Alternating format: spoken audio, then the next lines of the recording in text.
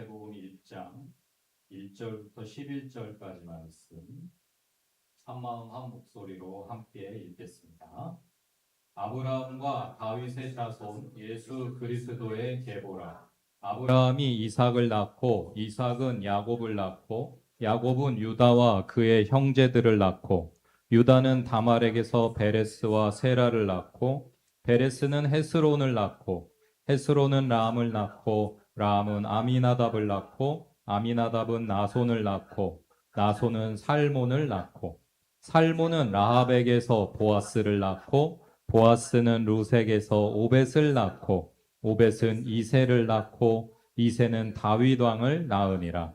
다윗은 우리야의 아내에게서 솔로몬을 낳고 솔로몬은 르호보암을 낳고 르호보암은 아비야를 낳고 아비야는 아사를 낳고 아사는 여호사밧을 낳고 여호사밧은 요람을 낳고 요람은 우시야를 낳고 우시야는 요담을 낳고 요담은 아하스를 낳고 아하스는 히스기야를 낳고 히스기야는 므낫세를 낳고 므낫세는 아몬을 낳고 아몬은 요시야를 낳고 바벨론으로 사로잡혀 갈 때에 요시야는 여고냐와 그의 형제들을 낳으니라. 아멘. 이 본문 말씀과 함께 예배가 되는 삶은 우리에게 오신 예수님을 이야기하는 이라는 제목으로 하나님 말씀 함께 나누기 원합니다. 마태복음을 열면 대본에 족보부터 나옵니다. 당황되죠? 다시 덮을까? 뭐야 이거? 재미없겠는데? 시작부터 아주 문턱이 높습니다. 신약 좀 읽어볼까?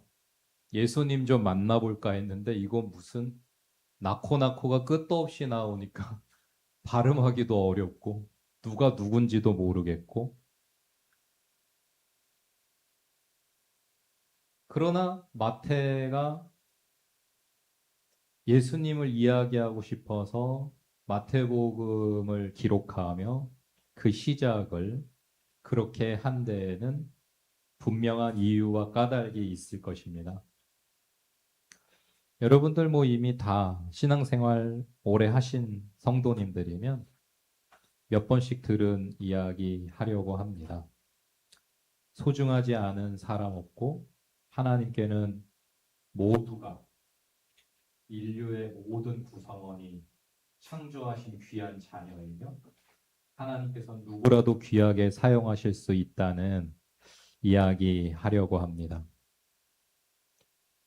마태가 이 족보를 기록할 시절의 족보에는 아쉽게도 여성들은 이름을 올릴 수 없었던 시절입니다. 남녀평등 같은 것은 꿈에도 생각할 수 없는 그런 시절이었습니다. 여성들은 남성들의 소유물처럼 취급되었고 족보라고 하는 것은 남자에게서 남자로 또 남자로 흘러가는 것이 당연한 것이었어요. 그런데 놀랍게도 신약 성경을 시작하는 마태가 기록한 예수님의 족보에는 여인들이 나옵니다. 신약은 구약을 품고 있고 또 구약은 신약과 둘이 아니라는 것을 이제 우리는 다 잘 알고 있죠. 창세기로부터 하나님께서 주시는 일관된 메시지는 남자도 여자도 하나님의 형상으로 창조된 하나님의 형상을 물려받은 동일한 존귀한 자들이라는 것이 성경의 가르침입니다. 그 가르침을 따라서 신약 시대의 사도들과 성도들은 족보에 여성들이 이름을 올릴 수도 없었던 그런 세상에 교회 안에서 남자와 여자를 동일하게 귀히 여겼습니다. 교회 안에서는 여성들도 리더가 될 수 있었습니다. 발언을 할 수 있었습니다. 무언가 역할을 가지고 하나님의 일꾼으로 귀한 쓰임을 받을 수 있었고 존경을 받을 수가 있었어요. 당시 사회의 구조와 문화 속에 가히 혁명적인 일을 교회는 구약이라고 하는 하나님의 진리의 말씀을 가지고서 이 세상 가운데 펼쳐냈던 것입니다.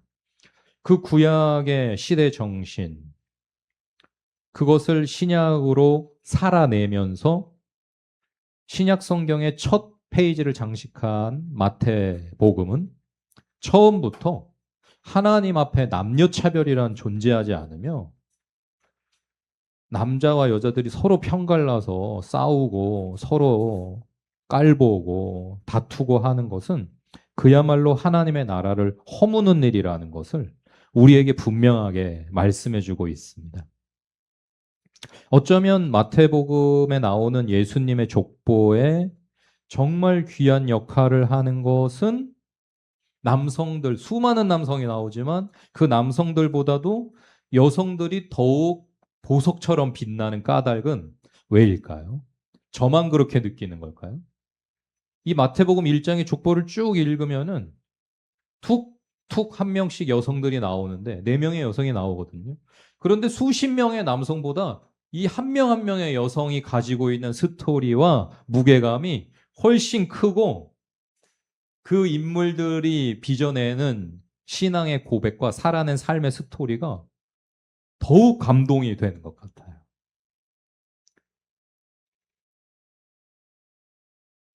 어쩌면 남성들은 못 나가지고 오히려 여성들이 참으로 존귀하고 하나님의 형상을 남성들보다도 더 잘 드러낼 수 있는 존재라는 것을 본능적으로 알았기에 역사 속에 그렇게 여성들을 계속해서 억압하고 깎아내리려고 했는지 모르겠어요. 여러분들 잘 아시는 것처럼 창조가 진행되어졌다고 창세기가 기록을 하고 있는데 하나님께서 창조하시는 그 역사의 흐름을 쭉 볼 때에 마지막에 가서 가장 존귀한 그 어떤 피조물에게도 허락하시지 않은 하나님의 형상이라고 하는 것을 인간에게만 주시죠. 그 창조를 마지막으로 하시고 7일째 안식을 하시면서 7일간의 창조가 완성되어지는 것이거든요. 안식으로. 네. 6일로 창조를 마치셨고 7일을 쉬셨다라는 개념보다는 7일 동안 창조를 하셨다. 안식이 없이는 창조가 완성된 것이 아니라고 봐야 되는 것입니다. 6일간의 창조는 7일째의 안식으로 참으로 완성되어졌다. 정말 중요한 방점은 안식에 있다는 것을 여러분들이 신앙생활을 하시면서 계속해서 묵상하시고 또 깊은 그런 이해와 깨달음을 가지실 수 있기를 바라고요. 그런데 마지막에 창조된 게 무엇이냐? 정말 가장 귀한 인간을 마지막에 창조하셨는데 그 인간 중에서도 마지막에 창조된 건 남자예요, 여자예요? 예, 여러분이 잘 아시는 것처럼 남자보다도 여자가 더 나중에 창조됐어요. 그러니까 귀한 걸 가장 뒤에 창조하셨는데 하나님이 남자보다도 더 여성을 뒤에 창조하셨으니 여성이 얼마나 존귀한 것입니까? 앞으로 주님 오실 때까지의 역사 속에서는 우리 여성분들께서 더 활개치시고 당당하시고 하나님 나라의 자유와 풍요를 누리시면서 정말 행복하게 살아나가실 수 있는 세상이 펼쳐지기를 간절히 바라고 꿈꿔봅니다. 모든 우리 여성분들을 응원하고 축복합니다.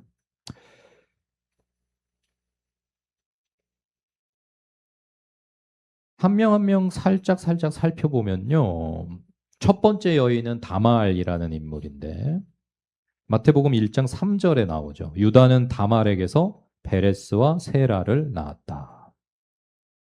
사실 이 족보에 나오는 네 명의 여인 중에 마지막 마리아를 제외하고 나머지 세 명은 그렇게 긍정적으로 나오는 기록은 아니에요.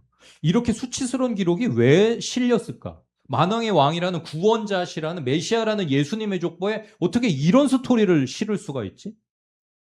오히려 삭제하고 감추고 쉬쉬해야 될 족보사를 오히려 왜 더 생생하게 강조를 하려고 여성들의 이름을 굳이 집어넣으면서 가장 수치스러운 내용들을 전면에 내세우는가. 그것도 여러분이 깊이 생각해 보시고 사색하시면 참으로 깨달음이 깊은 성경의 여행이 되실 것이라고 생각이 됩니다. 이 다말이 유다에게서 자녀들을 낳았다고 하는데 여러분들 아시는 것처럼 유다와 다말은 어떤 사이냐면 참 말하기 애매하지만 시아버지와 며느리 사이. 아니 그럼 시아버지와 며느리 사이에 왜 아이를 낳게 되었냐? 이제 성경들 읽어보세요. 네. 그 시대적인 배경 속에서 다말은 자신의 사명을 완수해야 했고 시아버지가 당연히 해야 될 일을 하지 않는 그런 속에 스스로가 일을 계획하여서 어, 이렇게 나를 대한다면 내가 시아버지를 속여서라도 내가 대를 잇겠노라 라는 마음을 먹게 됩니다. 참으로 대단한 여인이죠. 단순한 불륜이라고 우리가 성경을 보면서 생각을 해서는 안 되고요. 당시의 문화적인 상황과 시대적인 배경 속에서 한 여인이 그토록 강한 집념을 가지고 그러한 일을 해낼 수밖에 없었던 그런 어, 백그라운드의 이야기들을 시대적인 정황을 좀 살피시기를 바라고 그것을 통해서 하나님이 우리한테 무엇을 가르치기 원하시는지 생각해 보시면 아주 좋은 시간이 되실 거라고 생각합니다. 전반 5절 전반부에는 라합이라고 하는 여인이 나와요.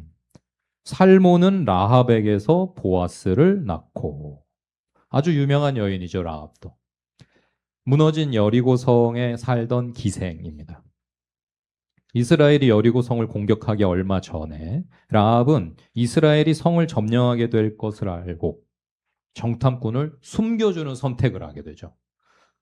이 사람들을 발굴하여서 이익을 얻을 것인가 아니면 이들을 숨겨주고 이스라엘 편에 설 것인가. 근데 뭐 아직 모든 이 여리고 성의 사람들이 이스라엘한테 멸망당할까 두려워는 하고 있지만 함락된 건 아니에요. 그리고 사실 여리고 성은 난공불락이었어요. 이중 성벽을 가진 여리고는 지금까지 함락돼 본 적이 없어요. 그러니 이성적이고 합리적인 선택은 이스라엘 편에 붙는다는 것은 너무나 말이 안 되는 비합리적인 선택인 것인데 하나님께서 하신 일이겠고 그 온 성이 이스라엘을 두려워하게 하신 것도 성령의 하신 일인데 그 안에서 라합은 정말 다말이 보여주었던 그런 강한 집념을 보여주는 거예요. 목숨을 건 집념. 인생에는 우리들에게도 정말 모든 걸 걸어야 하는 그런 승부의 때가 누구에게나 있죠. 그때 그 선택의 기로에서 바른 선택, 맞는 선택을 해야지 살 수 있고 승리할 수 있는 것인데 라합은 여리고 가나안 편에 붙을 것이냐 이스라엘 편에 붙을 것이냐라는 자신의 인생에 찾아온 절체절명의 선택의 순간에 바른 선택을 해낸 여인입니다. 그때 선택을 잘못했으면 마태복음에 실리지도 않았을 거예요. 바라기는 저와 여러분도 인생의 그런 정말 결정적인 선택을 해야 하는 순간을 맞닥뜨렸을 때 성령께서 도우시고 지혜를 베푸셔서 정말 승리할 수 있는 영원히 이름을 남길 수 있는 하나님께 영광을 돌릴 수 있는 선택을 할 수 있기를 오늘 기도하시기를 축복드립니다.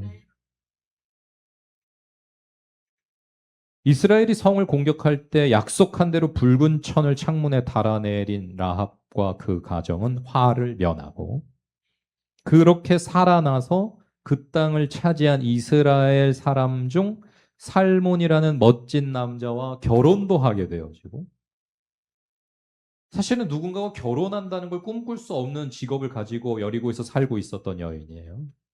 그런데 그냥 산 거 정도가 아니라 하나님께서는 그녀가 바른 선택을 할 때, 이스라엘을 선택했다는 것은 당시에는 국가와 국가 간의 전쟁은 그 국가의 신과 신의 전쟁이었다고 할 때에 라합이 선택한 것은 어떠한 국가가 아니고 어떠한 개인이 아니라 어떤 신을 나의 신으로 삼을 것이냐라는 선택이었던 것이거든요. 가나안에 지금까지 섬겨왔던 신을 계속 섬길 거야? 이스라엘의 신을 섬길 거야?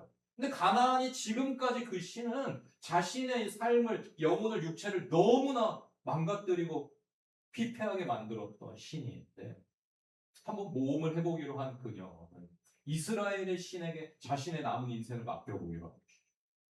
그런데 그 이스라엘의 하나님이라 여호와라는 신은 자신을 구원해 준 정도가 아니라 새 삶을 허락하는 거예요.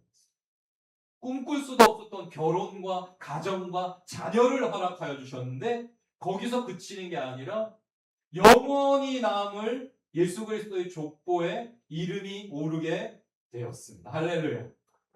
라합이 그걸 미리 알았으면 100번 우리도 거기다 선택하죠. 우리가 1년 전에 SK 하이닉스가 삼성전자가 이렇게 오를 줄 알았으면 우리도 다 거기다가 전 재산을 몰빵했겠죠. 그런데 몰라요 우리가. 그러니 선택이 어려워요. 결과를 알면 너무 선택이 쉽지. 어디다 올인을 할지, 어디다 내 인생을 걸지, 어떤 인간한테 내 인생을 걸지. 우리가 쉽죠. 그런데 몰라요. 하나님 은혜를 우리 내일도 몰라. 그러니 우리는 늘 기도해야 됩니다. 하나님 없으면 못 산다고 예배해야 됩니다. 말씀을 붙들어야 됩니다. 근데 그게 은혜예요. 하나님이 도와주시잖아요. 라합의 인생을 하나님이 도우셔서 하나님을 선택하면 얼마나 복된지를 우리에게 가르치시는데, 와, 라합은 자신이 그렇게 가장 비천한 존재에서, 멸시받는 존재에서 가장 영화로운 존재가 될 거라고 생각을 하고 선택한 게 아니지만 너무나 기가 막힌 그 선택과 결정으로 이스라엘의 하나님께 내 인생, 남은 인생을, 내 목숨을 걸어보자 라는 그 한 번의 올인이 그녀가 꿈꿀 수도 없었던 놀라운 생명과 행복 정도가 아니라 영광, 영생을 주었습니다. 할렐루야. 우리도 부지불식간에 모르지만은 그냥 성령이 이끄셔서 정말 사랑하는 하늘 아버지께서 자녀를 입히시고 기르시고 먹이시고 가장 좋은 길로 인도하시려고 이끌어 주시는 그 헷세드의 은혜와 섭리로 우리도 그러한 복을 누리게 될 줄 믿습니다. 오늘 우리가 기도해야 될 것은 하나님, 저도 라합과 같이 바른 선택으로 하나님께 영광이 되고 그 영광을 함께 취할 수 있는 은혜를 주십시오. 침노하시기를 축복드립니다. 결혼하고 아이를 낳았는데 그 아들이 그 유명한 보아스예요.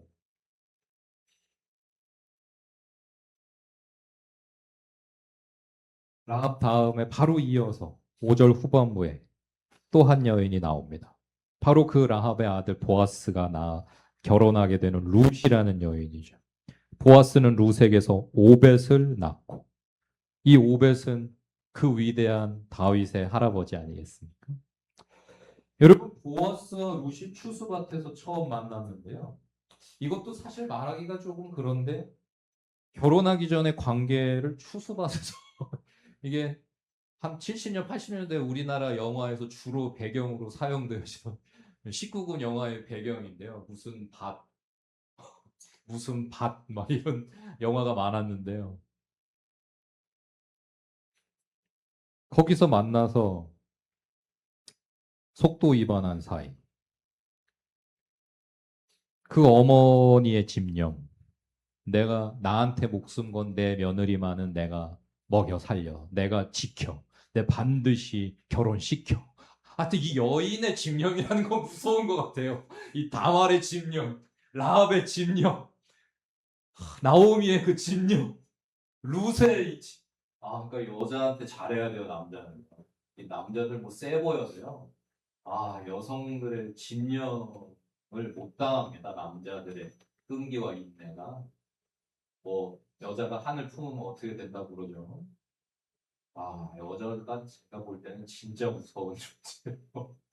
하나님의 형상을 정말 듬뿍 물려받아서 창조된 여성들이 가진 능력, 정말 뭔가 하나님이 주신 그 마음에 심어주신 보석을 이루고야만 하는 그 집념이라고 하는, 한이라고 하든 뭐라고 부르든 하여튼 여성들이 위대한데요.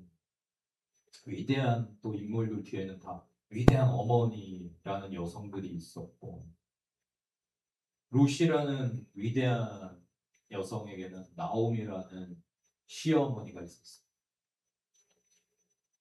다 일러줬잖아요. 룻은 사실 그런 주제가 없어요. 그냥 속도 위반해가지고 추수 밭에서 이럴 여인이 아닌데 나오미가 참 대단한.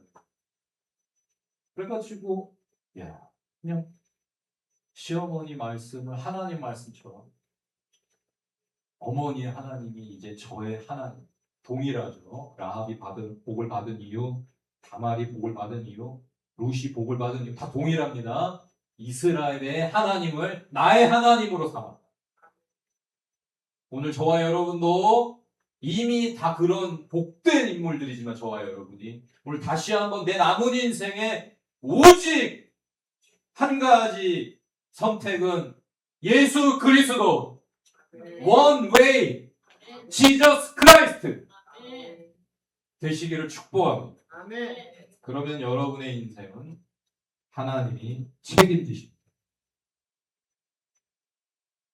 이방 여인으로 남편도 없이 시아버지도 없이 거지가 돼서 시어머니 어떻게든 자신이 봉양하겠다고 고국과 고향 떠나 이역만리 이스라엘 나라에 와가지고 이방인들을 개 취급하는 그 민족 속에서 고난과 고생을 각오하고 온 여인인데 어머니의 하나님이 이제 저의 하나님이에요라는 그 고백을 들으신 하나님이 어찌 기쁘셨는지 그녀의 삶에 함께 하셨고 도우셨고 그 걸음을 지켜주셨고 가야 할 대로 가게 하셨고 만남의 복을 주셨고 자녀를 허락하시는데 존귀한 자녀 그리고 또 예수 그리스도의 조상되어 가장 존귀한 족보의 이름을 올리게 된 줄 믿습니다.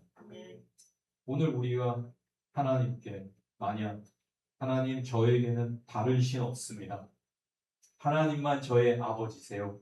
라고 고백한다면 룻의 고백을 들으실 때 너무나 기뻐 그녀의 인생에 복 주셨던 그 하나님이 저와 여러분의 인생에도 가장 좋은 복으로 그 복이 뭐 사는 건지 죽는 건지 부유한 건지 가난한 건지 건강한 건지 병든 건지 하나님이 나에게는 어떤 복을 주실지 어떤 인생의 길을 허락하실지는 우리는 모르지만 분명한 건 복된 길로 인도하실 것입니다.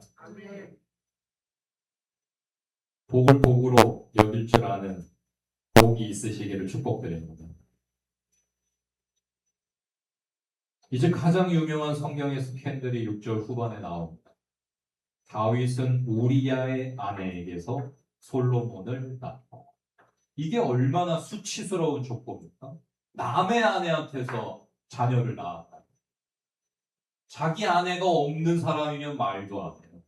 자기 아내가 하나도 아니야. 여럿이야. 그런데 족보에 뭐가 남았냐? 영원히 남의 아내한테서 자식 낳았다. 그런 인간이다. 다윗이라는 놈이.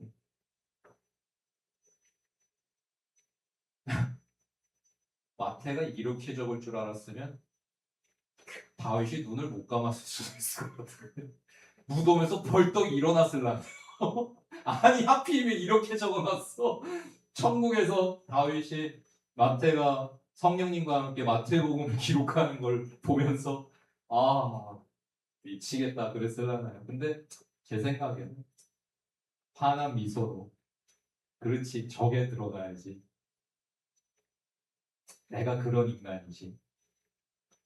하나님 앞에 정말 죄송했지. 부끄러웠지. 수치스러웠지. 그런데도 하나님이 나를 용서해 주셨지. 다시 기회를 주셨지.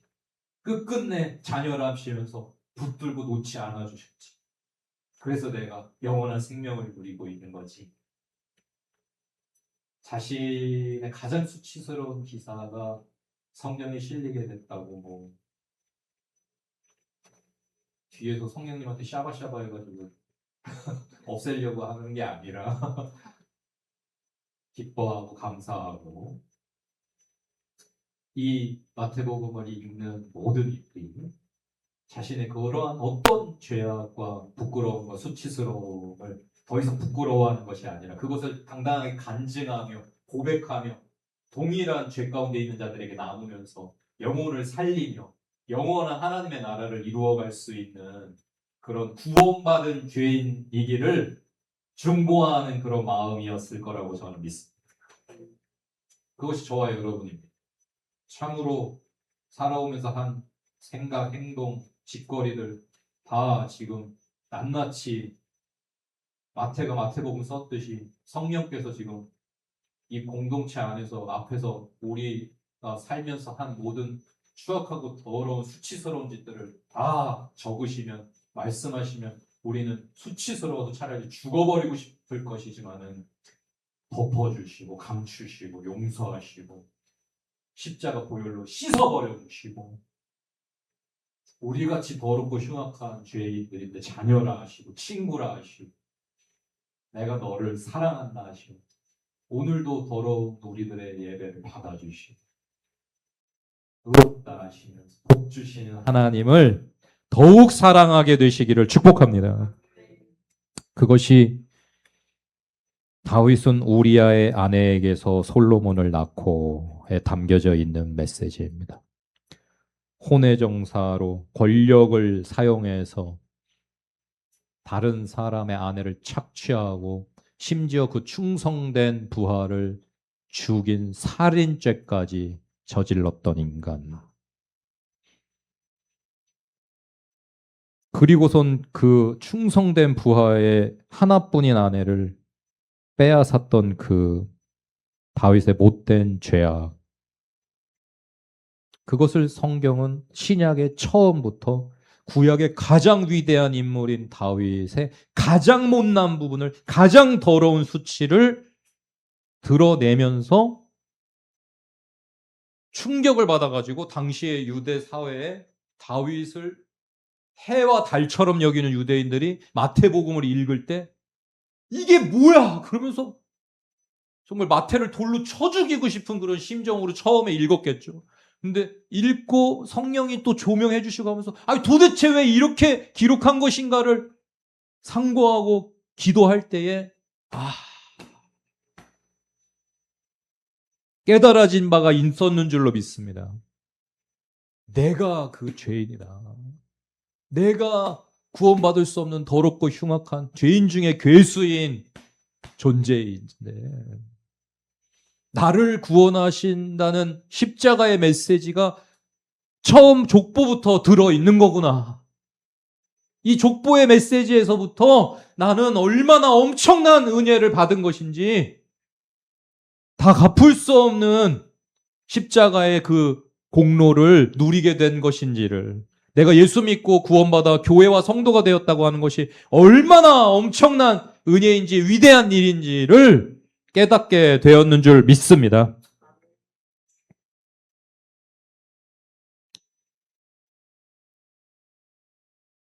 마지막은 예수님의 어머니 마리아입니다.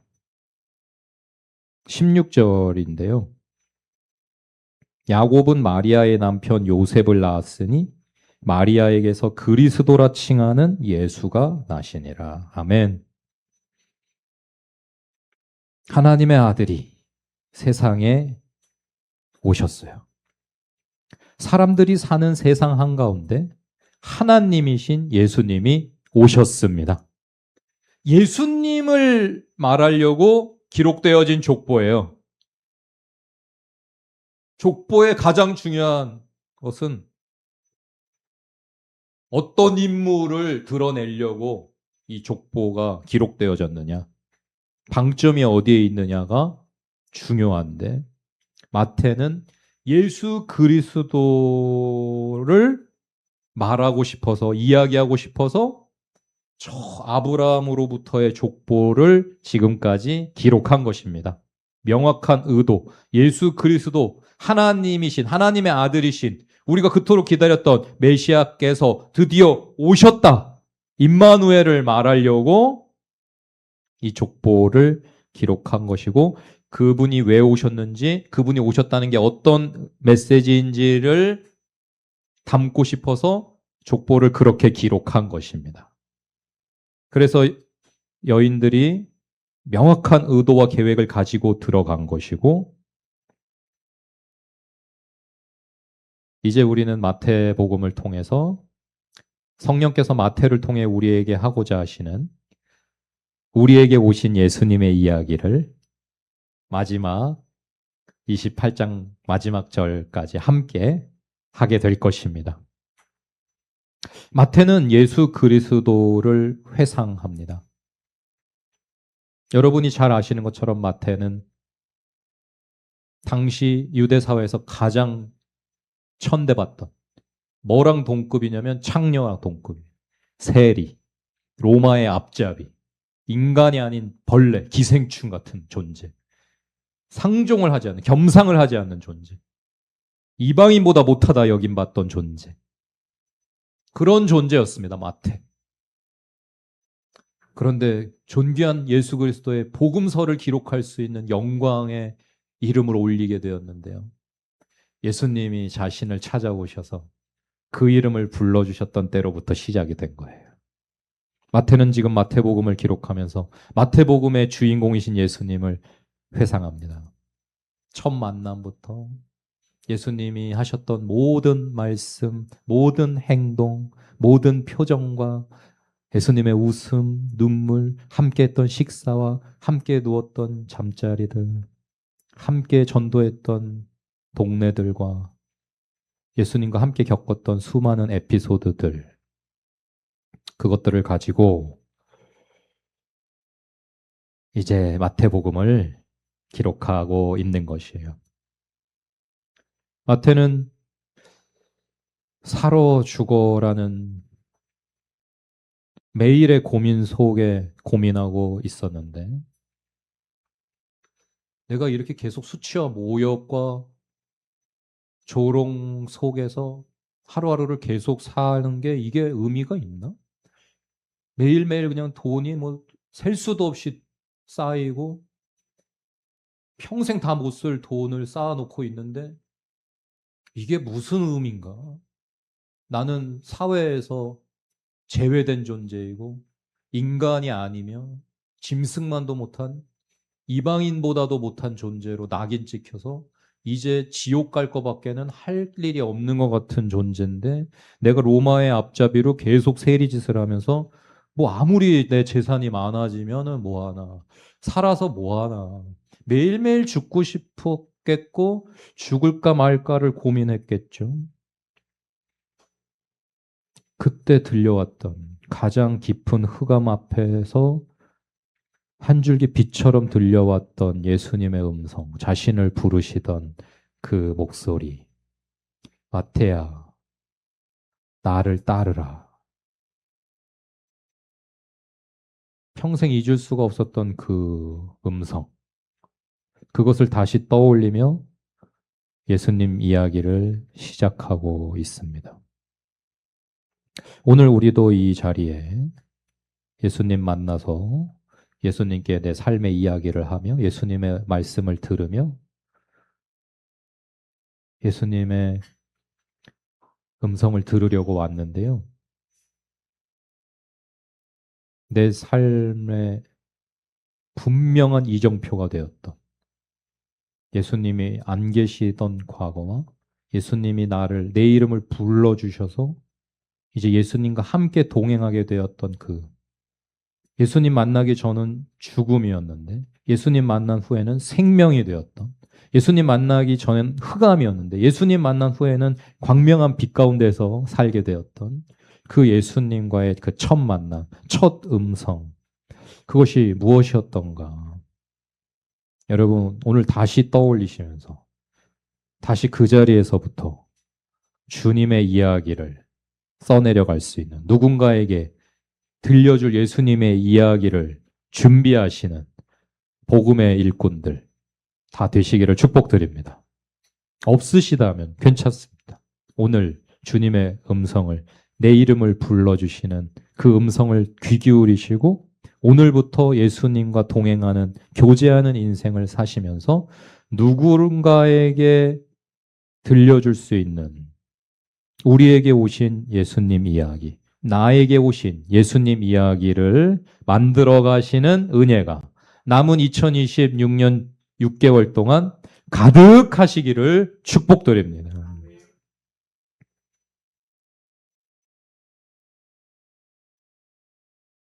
이제 제가 잠깐 설명을 드렸지만 1장의 처음에 왜 이렇게 길고도 긴 이름의 목록이 줄줄 나오는 이 족보로 출발을 했는지, 이 족보가 무의미하며 이 족보를 읽는 것이, 묵상하는 것이 결코 시간 낭비가 아니라는 것을 여러분들이 알게 되셨으리라고 믿습니다.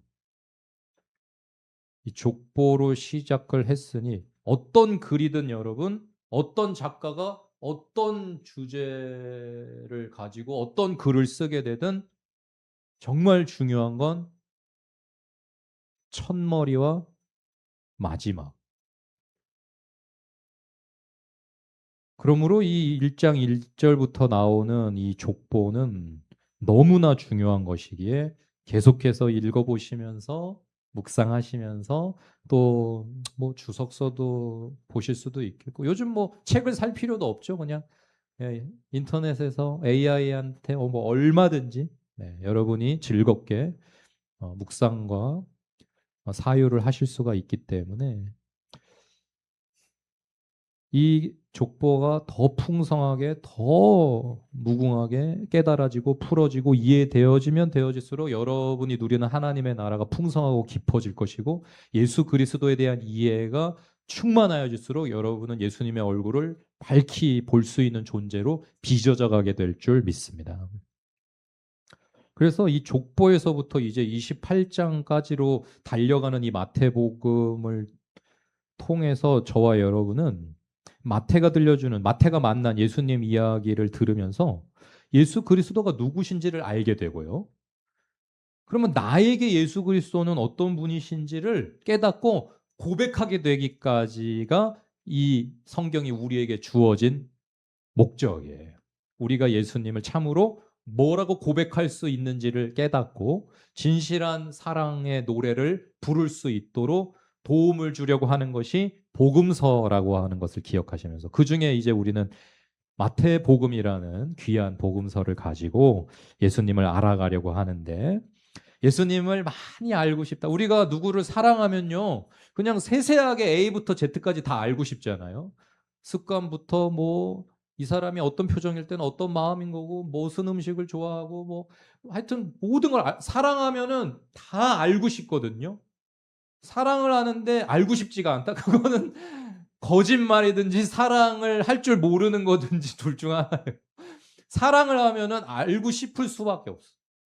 그러니까 제가 예수님과 사랑에 빠지니까 예수님을 계속 알고 싶더라고. 그러니까 성경을 계속 매일 보게 되고 계속 연구하게 되고 공부하게 되고 계속 기도하게 되고 예배하게 되고 우리가 어떤 사람을 만나서 인간관계를 맺게 돼도 야, 이 사람 되게 나랑 잘 맞는데 이 사람이랑 같이 시간을 보내면 너무 행복한 걸 그러면 그 사람에 대해서 계속 알고 싶고 더 많은 이야기를 나누고 싶고 그 사람을 이해하고 싶고 많은 것을 함께 하고 싶어지지 않습니까?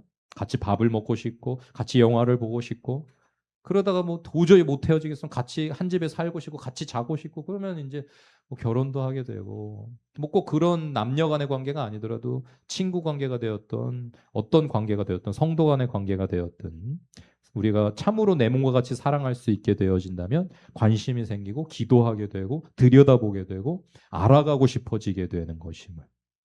그래서 저같이 사랑이 없는 부족한 사람도요. 오늘도 여러 사람들한테 카톡하고 문자하고 전화하고 사랑의 마음을 주시니까 지금 어떤 상황인지 요즘 어떤지 요즘 뭐가 힘든지 기도 제목이 있는지 뭐 건강한지 밥은 먹었는지 예. 애는 요즘 어떠냐 뭐 오늘 밥은 먹었냐 뭐 건강은 요즘 어떠냐 오늘도 어, 참 좋은 세상이에요. 옛날에 일일이 발로 품 팔아서 신방 다녀야 되던 때는 저는 목회 못했을 것 같아요. 문준경 전도사님 때였으면 저는 목회 포기. 매일 그 신발 같지도 않은 신발 신고 풍선, 풍선 이거 풍선이 아니고 바람으로 가는 배, 풍선을 타고 오늘은 이 섬으로 내일은 저 섬으로 신방 다니시면서 목회하시고 전도하셨던 문준경 전도사님 위대한 선배님 스승님이신데 와, 저는 뭐 너무 감사합니다. 이 시대의 목회자여가지고 저 같은 인간도 목회를 할 수가 있습니다. 그냥 전화하면 되고 카톡하면 되고 문자하면 되고 좋아요. 아주 그냥 제 목욕실에 앉아서 목회 다 해요. 야, 감사하다. 나같이 게으른 인간도 뭐라도 조금 할 수 있으니 참 은혜구나. 여러분 오늘 사랑의 마음이 자꾸 샘솟으셔서 누구에게 연락하셨습니까? 누구에게 안부를 부르셨습니까? 누구와 식사를 함께 하셨습니까? 누구와 예배를 함께 하고 싶으셨나요? 누구를 예수님을 소개하고 싶어서 이번 주일 교회 한번 같이 가자 초청하셨나요? 여러분 안에 예수님에 대한 사랑이 샘솟아나고 계셔서 예수님 이야기가 자꾸 하고 싶으시길 축복드립니다. 우리는 누굴 사랑하면은 안 시켜도 그 얘기를 자꾸 하고 싶어져. 제가 우리 집 고양이 얘기를 자꾸 해. 제 마음속에 우리 집 고양이가 너무 사랑스러워. 걔가 저를 점점 더 미친 듯이 사랑해 주니까 그냥 계속 와서 저랑 얼굴과 얼굴을 여기다 마주 대하고 제가 딴 데 보면 막 삐지고 와서 뽀뽀하고 핥고 막 난리 부르스고 계속 제 옆에만 있고 제 옆에서 자고 그런데 물론 좀 힘들 때도 있고 귀찮을 때도 있고 버거울 때도 있지만은 아유 고맙다 나를 사랑해줘서 내가 뭐라고 이렇게 나를 사랑해주니 그러면서 저도 점점 사랑하게 되니까는요 누가 저한테 너네 집 고양이는 잘 있냐고 안 물어도 우리 집 고양이가 어쩌고 저쩌고 야 이거 봐라 우리 집 고양이가 어제 이랬다 그러면서 막 찍은 사진 영상 막 계속 자랑하고요. 도대체 내가 뭐 하고 있는 거지? 우리 사모님 말씀으로는 야 너 손자 난 것 같다. 나중에 손자 나면 네가 그럴 것 같다. 근데 진짜 그래요. 도대체 이게 뭔 마음, 무슨 감정이지? 제가 고양이 처음 길러보는데 뭐 어려서 부모님이 마당에 개 키우실 때 그냥 이뻐만 해줬지 뭐 제가 뭐 똥 치우고 밥 주고 키워본 적은 없는데 제 평생에 처음 반려동물을 키워보는 건데 이게 정주고 같이 가족으로 살다 보니까는 점점 사랑이 커지니까 자꾸 누구한테 보여주고 싶고 얘기하고 싶고 세상에 제일 잘생긴 고양이가 우리 집에 있다 이러면서 물론 저희 가족들한테만 그렇겠죠. 근데 자랑하고 싶어서 이야기하고 싶어서 근데 저와 여러분이 예수님을 정말 사랑한다고 하면 그 예수님이 나를 어떻게 사랑하셨는지를 안다고 하면 정말 십자가의 의미를 깨달았다고 하면 날로 우리 안에 예수님을 향한 사랑이 커져간다고 하면요 우리가 어떻게 할 거냐면요 누가 예수님은 요즘 잘 계시냐고 우리한테 안 물어봐도 우리가 매일매일 만난 사람한테 미친 사람인 것처럼 예수님이 말이야 예수님이 어저께 예수님이 지난주에 나한테 뭐 어쩌고 저쩌고 예수님이 그러니 만약에 요즘 안 그러고 사신다 내 입에 하루 종일 예수님 얘기는 나오지를 않는다 그러면 조금 우리가 회개해야 돼요. 사랑이 어떻게 사랑이 변하니? 라고 예수님이 말씀.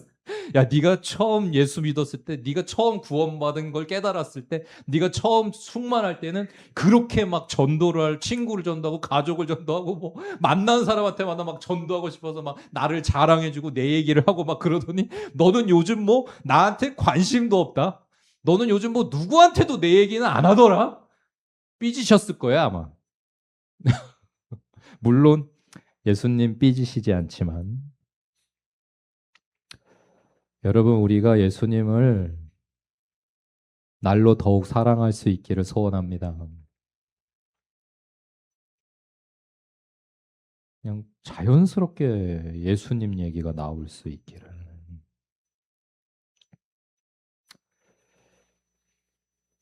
마태가 살았던 유대교 사회에서 또 많은 그 당시의 문화권에서 어떠한 인물에 대한 가장 중요한 단서는 족보요 가족사였습니다. 1세기 유대인들에게 마태가 제시한 이 족보는 매우 충격적인 것이었고 도저히 한번 읽으면 그 다음부터는 잊을래야 잊을 수가 없는 인상적인 것이었습니다. 이런 족보는 볼래야 본 적이 없는 충격적인 족보인 것입니다. 강한 흥미를 끌기에 충분했어요. 오늘날 우리는 성경 좀 읽어봐. 신약 좀 읽어볼까?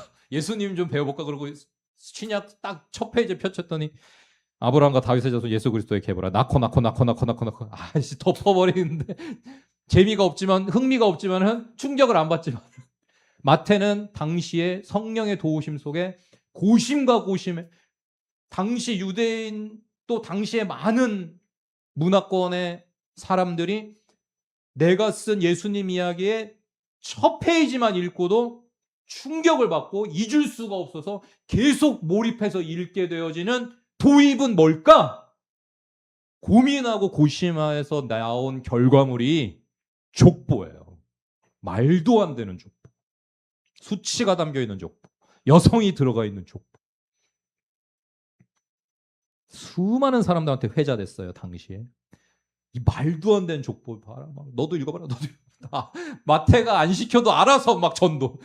책이 불릴 듯 팔려. 마태복음 당시 최고의 충격적인 작품. 마태복음. 이거 말도 안 되는 이거 정신병자가 쓴 미친 책이 있다. 읽어봐. 읽어. 근데 맘 편히 추천도 못해.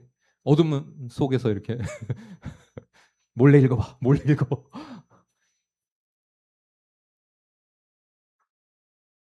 그 충격적인 작품의 마지막을 장식하신 인물이 도대체 이런 수치스럽고 일부러 조롱을 하려고 만든 것 같은 이런 족보의 마지막 주인공으로 오신 인물이 누구인가 사람들이 관심을 가지며 끝까지 이 족보를 읽을 때에 예수라. 야, 이 인물은 누구야? 누구길래 도대체 이런 족보? 그래가지고 계속 읽게 돼. 마태복음 2장, 3장, 4장, 5장, 6장. 아니, 도대체 이 인물은 누구야? 아니 어떻게 이런 족보를 가질 수가 있어? 아니 어떻게 이런 족보의 주인공으로 등장을 했어? 이 인물 뭔데? 와, 5장, 6장, 7장. 와, 이 인물. 와, 가르침이 대단한데 산상수훈? 와, 십자가에서 죽었어? 누명을 썼어? 그러다가 1세기에 수많은 영혼들이 예수 믿게 됐어요. 마태의 예수 이야기로. 저와 여러분도 나만의 예수 이야기가 있어야 됩니다. 책으로까지 쓰지는 못한다고 해도요.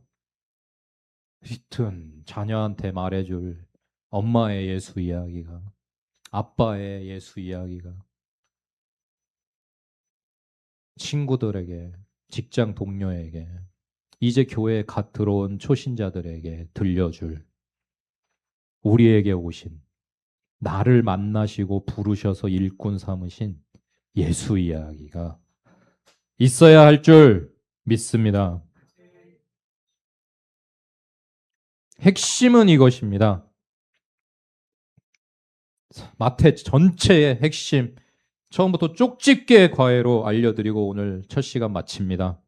마태는 예수님의 탄생이 이스라엘이 2000년 동안 기다려온 구약의 전체가 갈망해왔던 그 인물이 드디어 오셨다고 선포하고 싶어서 이 족보를 이야기의 시작에 둔 것입니다. 그리고 마태복음 전체는 그 이야기를 합니다. 예수가 누구신가? 이스라엘이 아니요. 온 인류가 아니요. 온 피조의 세계가 고대해온 그 구원자, 창조자, 치유자, 메시아의 탄생이라고. 그분이 예수 그리스도라고.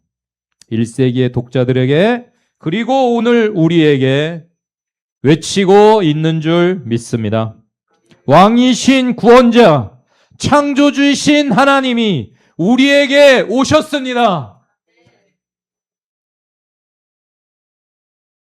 한번 그걸 오늘 기도 시간에 절절하게 한번 느껴보세요.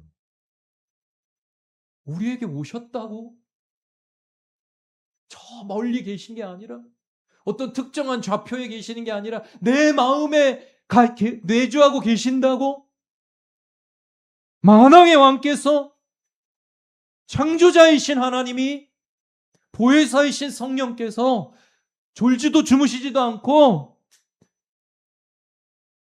내가 세상 끝날까지 항상 너와 함께 있으리라 약속하신 그 약속을 오늘도 신실하게 지키고 계시다니 한번 느껴보세요. 누려보세요. 여러분의 영혼 육으로.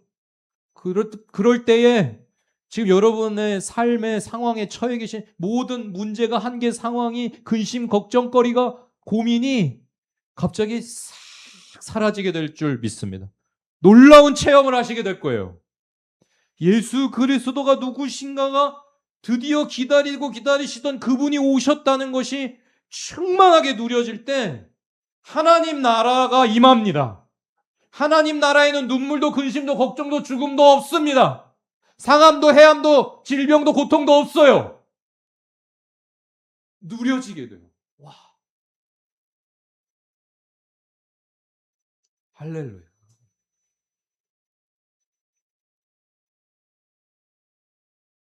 그러면 포기란 없어요. 절망이란 없어요. 제가 웬만하면 맘먹고 도전하면 해냅니다. 왜 하면 되냐? 될 때까지 하거든요. 오늘 유튜브로 이 예배가 온라인으로 함께 예배하고자 하시는 예배자들과 함께 예배할 수 있도록 지금 송출이 되고 있는데 지난 2주 동안 음향실 컴퓨터가 정상적으로 작동을 안 해줬거든요.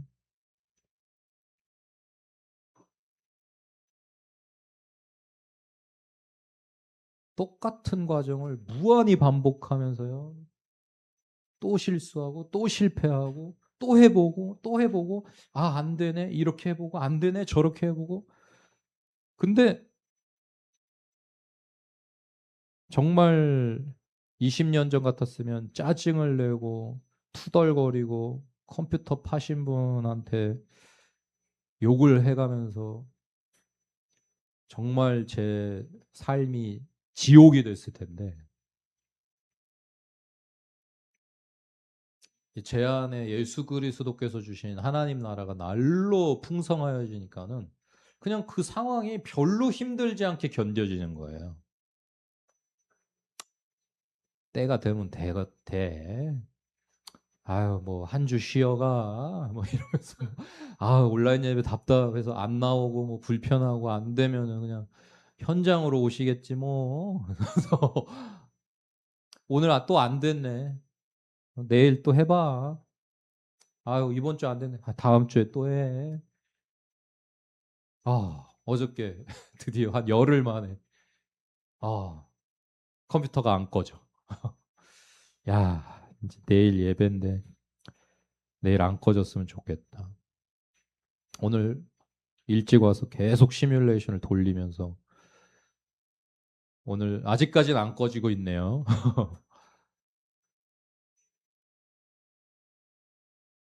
근데요, 제가 진짜 뭐가 마음먹은 대로 계획한 대로 돼야 되고 뭐가 뜻대로 안 되는 꼴을 못 보고 못 참고 막 날서고 짜증내고 그런 사람이었거든요. 20년 전, 10년 전. 근데 제가 점점 갈고 닦아져요. 뭘로? 예수 그리스도와 그분이신 말씀으로. 그래가지고 예수님이 가지고 와주신 회개하라 천국이 가까이 왔느니라. 얘들아 회개하고 천국을 누려. 내가 가지고 왔어. 그분이 가지고 오셨다는. 오셨는데 그냥 빈손으로 오신 게 아니라 내가 너를 위해서 천국을 가지고 왔어. 라는 것을 제가 매일매일 살아내려고 말씀 앞에서 씨름한 그 세월이 20년이 되고 30년이 되고 40년이 되고 50년이 이제 돼가니까는 와 좋다. 50년은 50세는 이제 지천명이죠. 지천명. 하늘의 뜻을 하늘의 명령을 내가 왜 존재하는지를 깨닫게 된 나이. 지천명. 조금 알 것 같아요. 조금. 와, 진짜 천국은 빼앗기지 않을 수 있구나. 어떤 상황 가운데에서도 기뻐할 수 있구나. 기도할 수 있구나. 감사할 수 있구나. 사랑하지 못할 존재는 없구나. 원수도 사랑할 수 있구나. 와, 이게 예수님이 나에게 가지고 와주신 천국이라는 선물이다. 천국은 죽은 다음에 가는 게 절대 아니다. 여기서 날마다 누린 사람이 가는 데가 천국이다.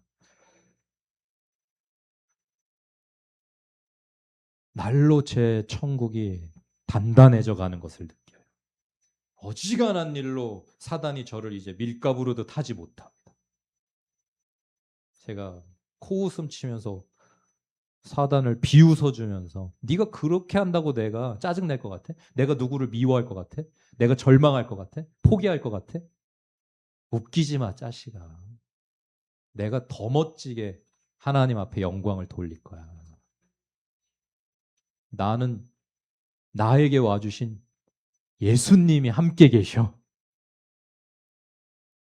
여러분도 그것이 예수님이 나에게 시간을 뚫고 공간을 뚫고 영혼을 뚫고 오셨다는 그 임마누엘의 이야기가 결코 천국을 빼앗길 수 없는 길이요 진리요 생명이 되시기를 축복드립니다. 기도하겠습니다.